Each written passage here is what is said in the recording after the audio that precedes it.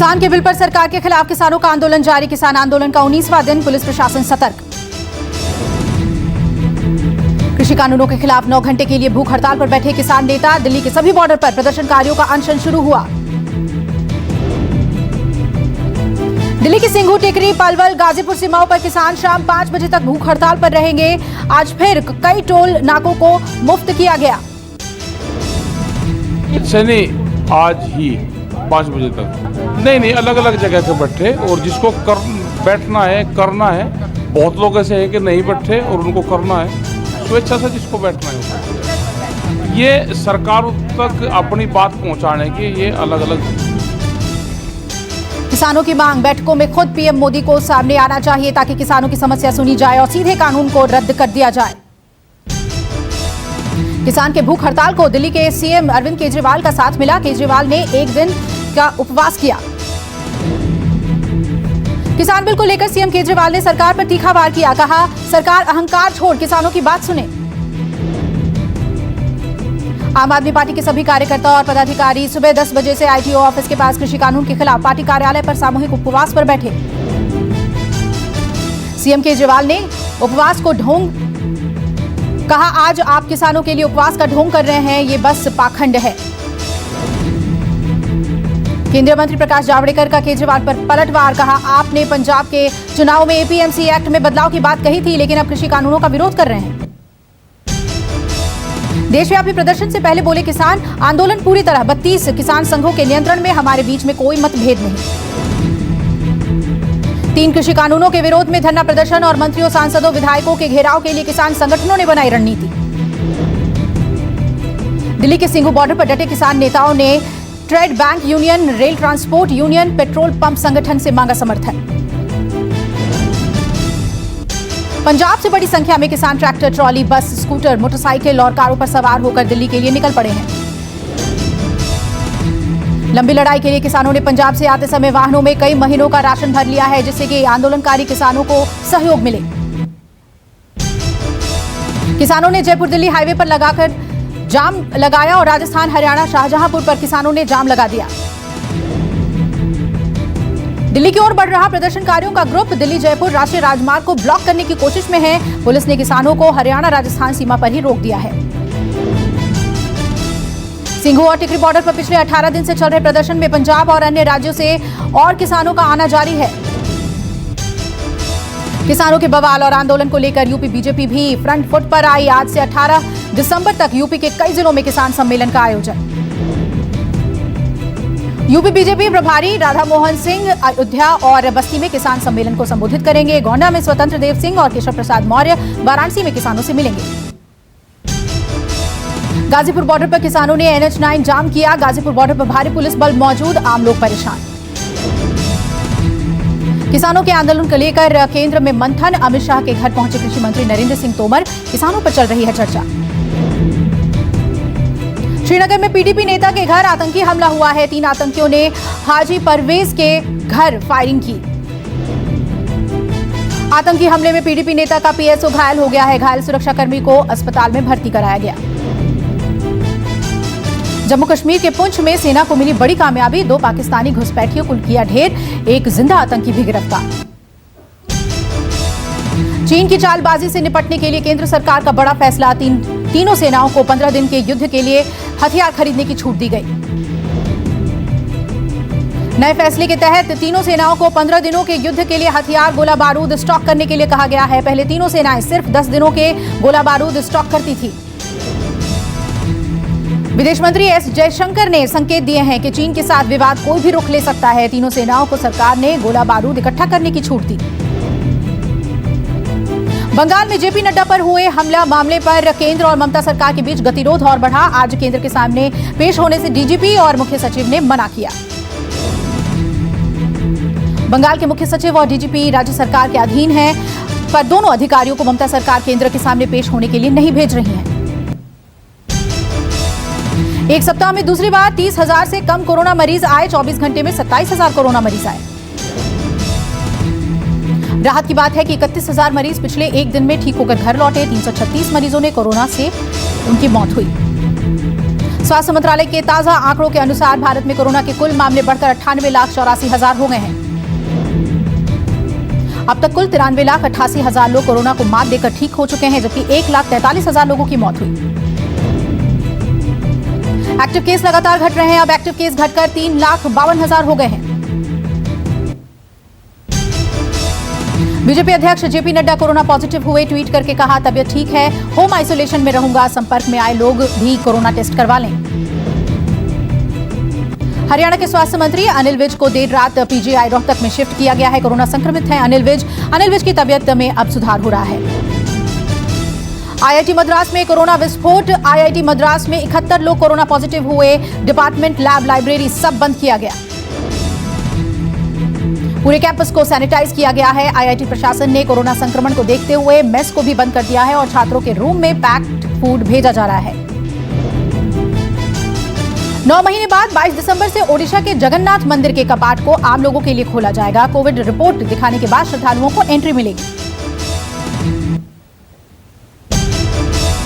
झारखंड में पिछले 24 घंटे में कोरोना के 144 मामले सामने आए। पिछले 24 घंटे में 179 लोग डिस्चार्ज हुए। अब तक 999 लोगों की मौत। असम में पिछले 24 घंटे में कोरोना के 73 नए केस सामने आए। अब तक कोरोना से 1002 लोगों की हुई मौत।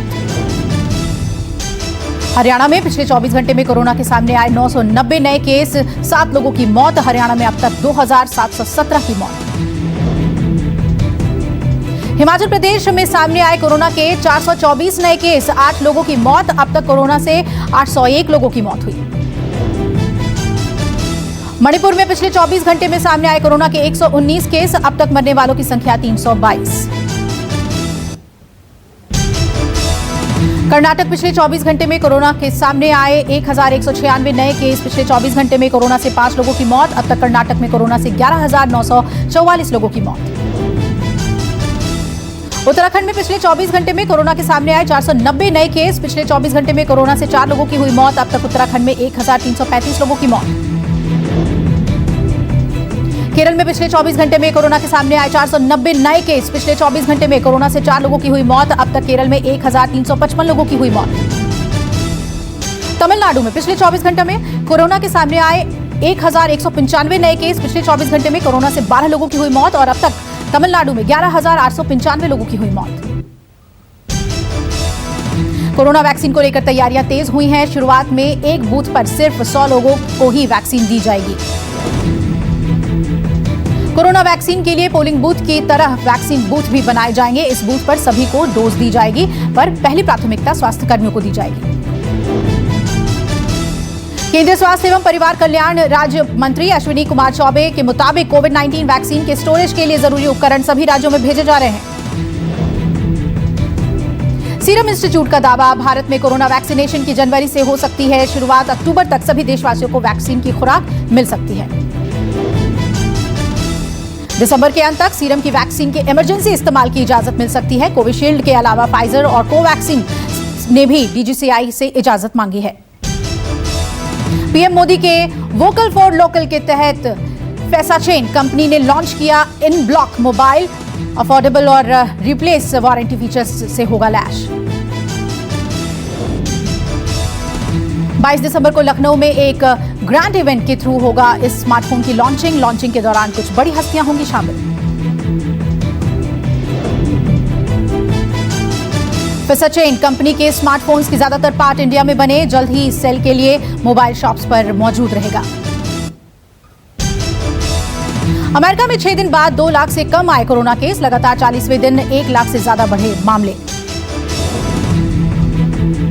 अमेरिका में 24 घंटे में 1,87,000 नए कोरोना केस सामने आए। 80,000 संक्रमित लोग ठीक होकर घर लौटे। 1,379 ने गंवाई जान। बिल गेट्स ने चेताया, महामारी के दौरान अगले 4 से 6 महीने हो सकते हैं बहुत बुरे। चीन पर लगे जासूसी के गंभीर आरोप, कॉन्सुलेट में भी हुई सेंधमारी। महिला T20 वर्ल्ड कप 2023 के क्वालिफाइंग कार्यक्रम का ऐलान। 9 से 23 फरवरी 2023 को खेले जाने वाले टूर्नामेंट में 10 टीमें हिस्सा लेंगी। ऑस्ट्रेलिया की टेस्ट टीम का ऐलान, हेनरिक्स को मिली जगह, एबॉट हुए बाहर। मुश्ताक अली ट्रॉफी से शुरू होगा बीसीसीआई का घरेलू सीजन। 31 जनवरी को खेला जाएगा फाइनल। भारत में जल्द लॉन्च होगा नोकिया प्योबुक 14 लैपटॉप। फ्लिपकार्ट पर आया टीजर। अपकमिंग लैपटॉप के लिए बनाया गया है माइक्रो साइट। इसमें डॉल्बी एटमॉस और डॉल्बी विजन का सपोर्ट भी होगा। आज लॉन्च होगा Infinix into one smart TV. कीमत और फीचर्स के मामले में रियलमी के टीवी को देगा टक्कर। 3000 रुपए तक सस्ते मिल रहे हैं एप्पल आईफोन, मैकबुक प्रो और आईपैड पर भी भारी छूट। फ्लिपकार्ट पर 18 दिसंबर से शुरू हो रही है बिग सेविंग डेज सेल। 80% की छूट पर मिलेगा सामान।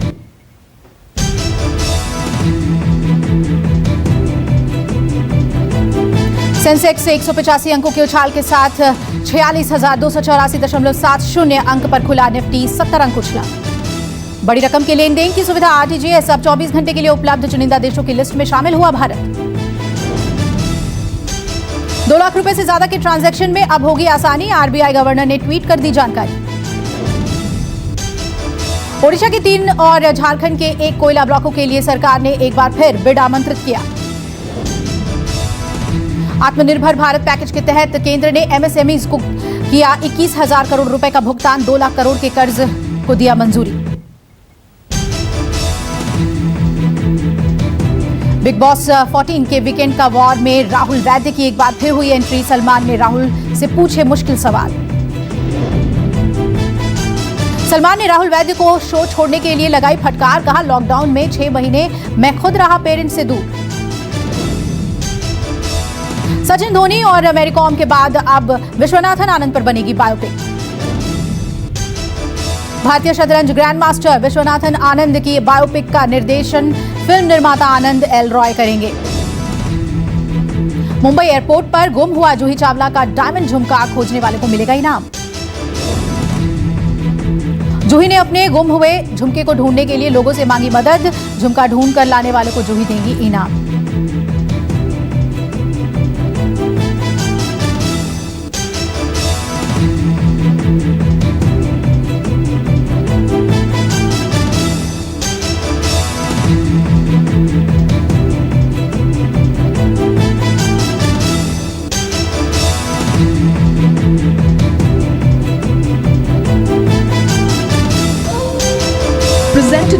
नमस्कार, मैं हूं मानक गुप्ता। अगर आपको हमारा ये वीडियो पसंद आया हो तो इसे लाइक और शेयर जरूर करें। और हां, हमें सब्सक्राइब और फॉलो करना ना भूलें ताकि आप देश और दुनिया की कोई खबर मिस ना करें। तो जुड़े रहिए हमारे साथ और देखते रहिए News 24।